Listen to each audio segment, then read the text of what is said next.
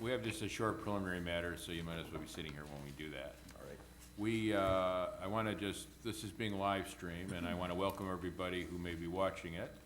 I want to state that this is the time and place in the notice for the State Nominating Commission to meet to select six nominees for 2 Court of Appeals positions.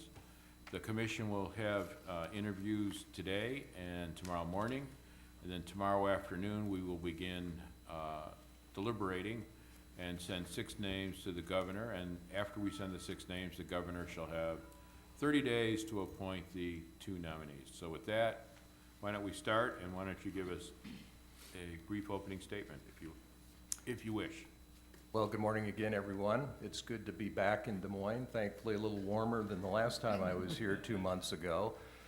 When I was here 2 months ago to interview for the Supreme Court position, I told you a lot about myself, and probably more than you wanted to know in terms of the time that I spent talking to you. So my intention today is not spend as much time talking about me. I'd like to highlight just a couple of things and then hopefully give you plenty of time to ask questions so that everyone gets an opportunity to ask those questions if they have them.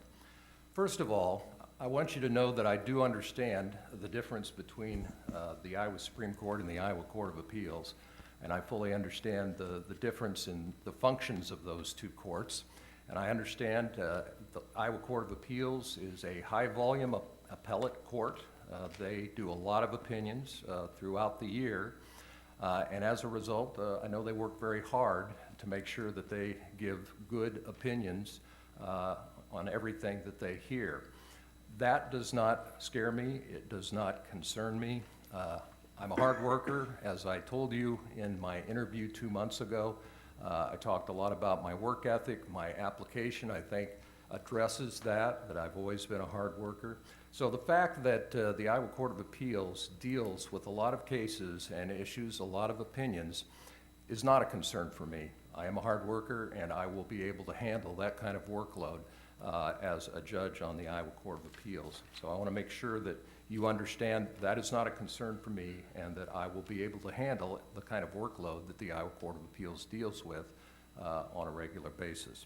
The second thing I want to briefly talk with you about is I understand the difficulty that you have and the task that you have in front of you in interviewing 30 applicants over the next 2 days, and then trying to narrow that down to 6 people to send on to the governor to fill these 2 vacancies on the Iowa Court of Appeals.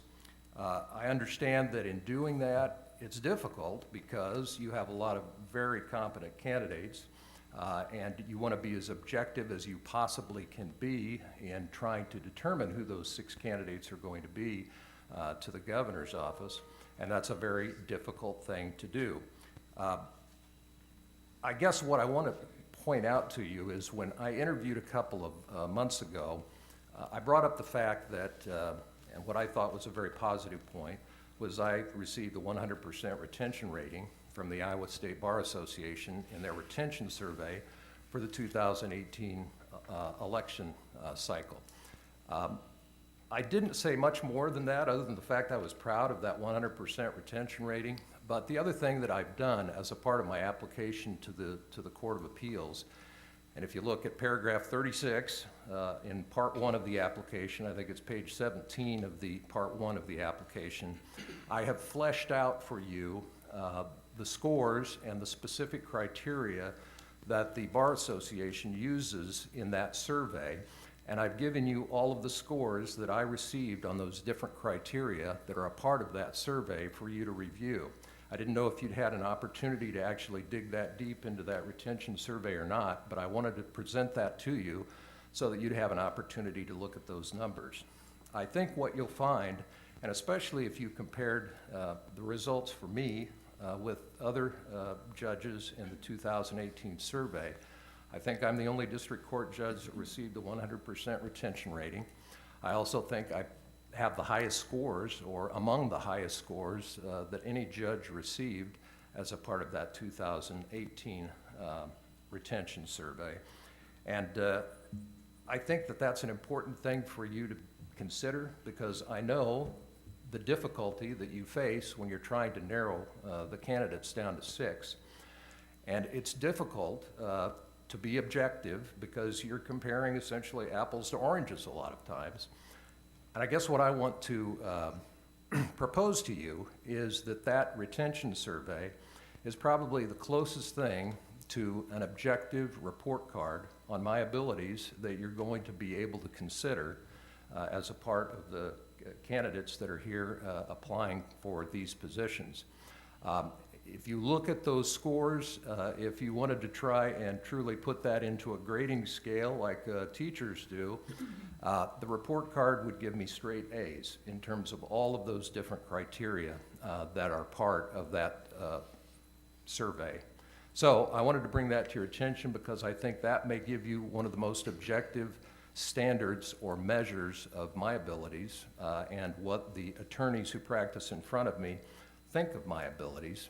And so I wanted to bring that to your attention, and I respectfully request that you nominate me as one of the candidates to go to the governor for these Iowa Court of Appeal positions. Thank you, Judge Gookin. We'll begin the questions on this side with Ms. Pearson. Thank you. Thank you and good morning. Good morning. Thank you for being with us. When we met, you talked about throughout your career you've had opportunities to interact with community constituents, groups, and so forth to educate them on the court systems and the area of law that you were involved with at the time when you were speaking to them. What are your thoughts, or what things might you do to help educate the general public regarding the Court of Appeals? I think it's very important that as judges, whether you're a district court judge or on the Court of Appeals or the Supreme Court, that we be great examples to the citizens of Iowa and great examples to the people that appear before us. I think the Supreme Court, and I mentioned this in my previous interview, has taken great strides in being more concerned about public relations, in educating the public about what the courts do. I think I even mentioned I took Justice Wiggins to speak to a group of high school kids in Fairfield one time, and that's part of the outreach efforts that the Supreme Court has been doing. I think the Court of Appeals can do the same thing. Now, I understand that the Court of Appeals doesn't have the administrative functions that the Supreme Court does, and maybe because of their caseload can't take as much responsibility for that. But I think it's very important that we go out and we talk to groups. I've spoken at Iowa Wesleyan College on a Constitution Day, spoke to them. I had a land surveyor group that wanted me to come and speak to them, and I talked to them about boundary disputes and just the opportunity to meet people, shake their hand, get to know them, I think is a very important thing for the courts to do, no matter what level.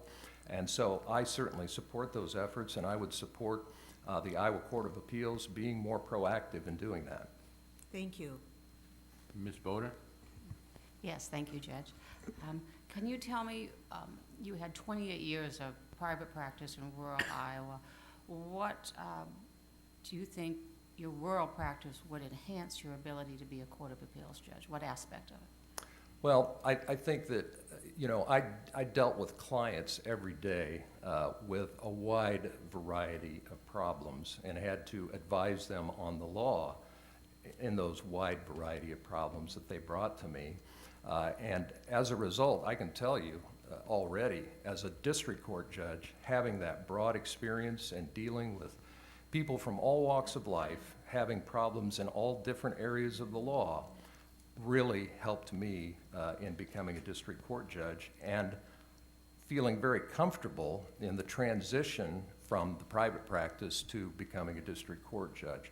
So I just think it's extremely valuable for a candidate for any court position to have had wide experience dealing with a lot of different people in a lot of different areas because it just naturally requires you to get your nose into things that maybe you had not previously been familiar with. You have to research the law in areas that you weren't familiar with. And as a result, I think it's a very good thing to have a lot of experience with a lot of different people. Thank you. Mr. Berger? Mr. Diaz? Judge, you were appointed in 2011, I believe. Correct. I want you to speak to how many applicants applied for the position that you were appointed to in 2011, and I want you to speak to what has been the number of applicants that you're seeing for district court positions in your District 8A since then. I think when I applied for the district court position, there were around a dozen that applied for that position.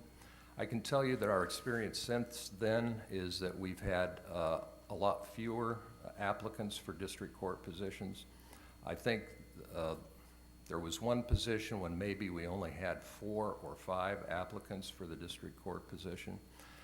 That's very concerning because obviously just as you want the brightest and the best, and you want to choose the brightest and the best to be a Court of Appeals judge or an Iowa Supreme Court justice.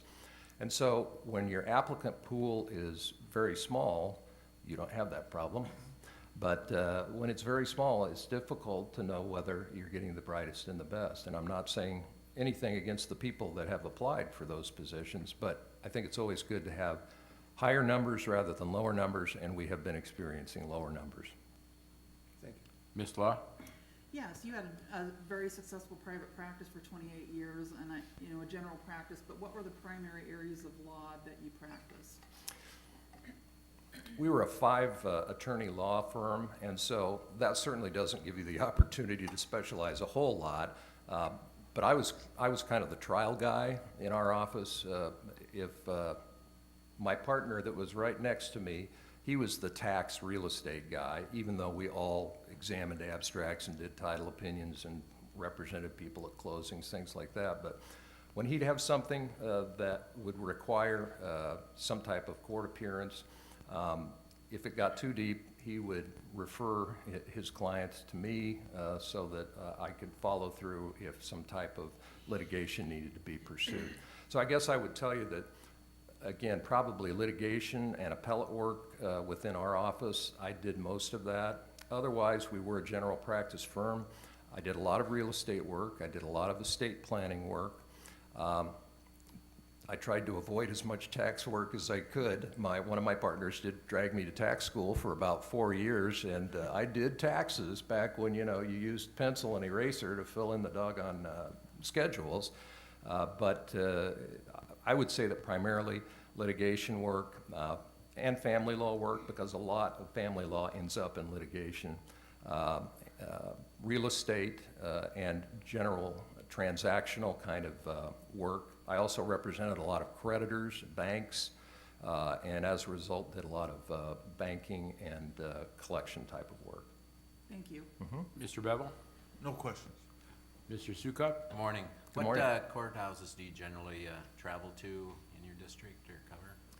What was the question? I'm sorry. Which courthouses do you usually cover? in Sure. your district? We have a 10-county sub-district, which means that I'm, in Jefferson County, I'm on the very east edge of District 8A.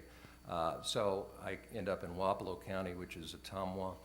Right now, I'm on a 3-county rotation: Appanoose County, which is Centerville; Monroe County, which is Albia; Davis County, which is Bloomfield. I will tell you, and I just thought of this as I was preparing for my interview today, just to kind of review for myself. Since I last saw you, my mileage claim has been for 2,158 miles that I've traveled over 6 counties in the last 2 months. And I've presided at a 2-week murder trial. I've had, I think, 5 or 6 non-jury bench trials. I've presided at 8 court service days. And we travel a lot. We're on the road a lot. Thank you. Ms. Sinclair? No questions. Ms. Diekma? Judge, I'd like you to just discuss a little bit about your opinion writing as a district court judge and how you think that might change at all if you were appointed to the Court of Appeals.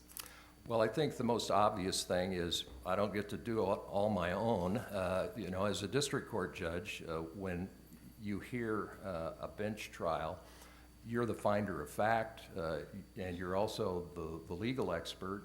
that applies those facts as you find them to the law, and you do your analysis and you enter your ruling or decree. That's maybe a luxury, that I get to decide that all on my own, and I fully understand that at the appellate level, you don't necessarily decide that on your own. You may be the drafter, the primary drafter of an opinion, but you also, and on the Court of Appeals particularly, generally are in 3-judge panels where you're working with 2 other judges, or 2 other judges are looking at your opinion to give you their input into that opinion also.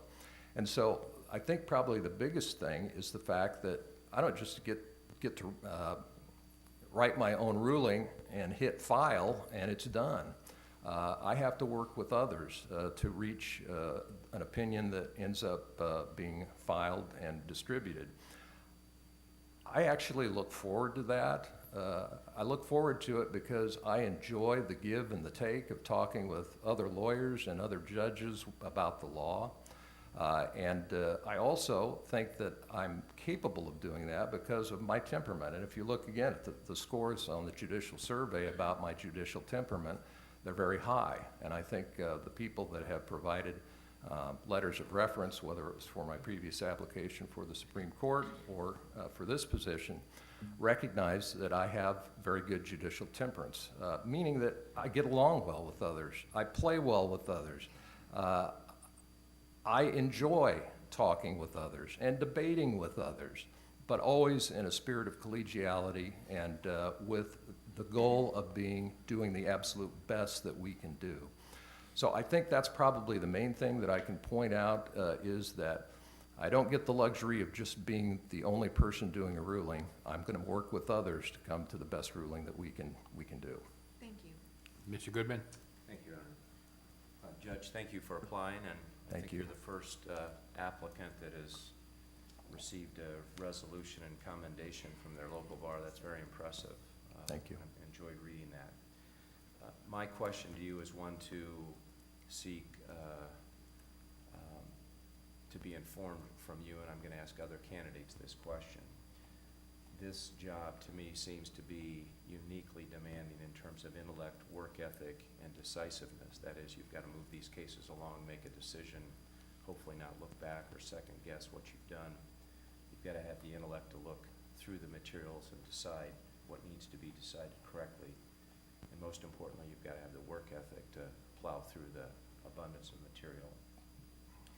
I have had certain people prevail on me that to do this job and judge judges, you're best suited if you have been a judge.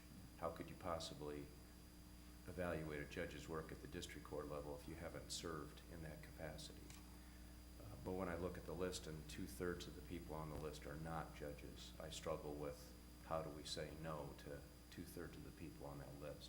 Because we could pick from the narrow list of judges. I'd like you to tap into your years of experience as a practitioner of 28 years and your 7 years on the bench, and tell me in 2 ways, if you were the Myron Gookin with 28 years of experience, having not served on the bench, what would you tell me? And tell me the same thing with 7 years of experience under your belt as a judge, what we should take into account when we look at the group of 30 and make a selection of 6. If I'm the Myron Gookin with 28 years of private practice and I'm applying for a judgeship, I again emphasize what I've done in that 28 years of practice, that I would have a broad background involving a lot of different areas of the law. I think that's, and I agree with you completely, Mr. Goodman, that I think the best candidates for this position are going to be judges because of the fact that they have walked a mile in those shoes. But if I was just an attorney applying, I'd want to be looking at a very broad background and extensive experience in a lot of different areas of the law. In terms of being a judge, as I am a district court judge, again, it's the fact that I have walked a mile in the shoes of the district court judges, and I think that gives a district court judge a unique perspective when reviewing a record and trying to make decisions within the discretion the court has to make. So I think experience probably is the one word that I would say is important for both of those hypothetical situations. Thank you very much. Mr. Bloom, the last question? No questions, thank you. Ms. Conover? No questions. Ms. Roberts? No questions. Ms. O'Brien? No questions, thank you. Mr. Horbach? Pass. I have no questions. Okay, well, thank you very much, Judge Gookin, and I wish you the best of luck. Thank you. Thank you, Your Honor.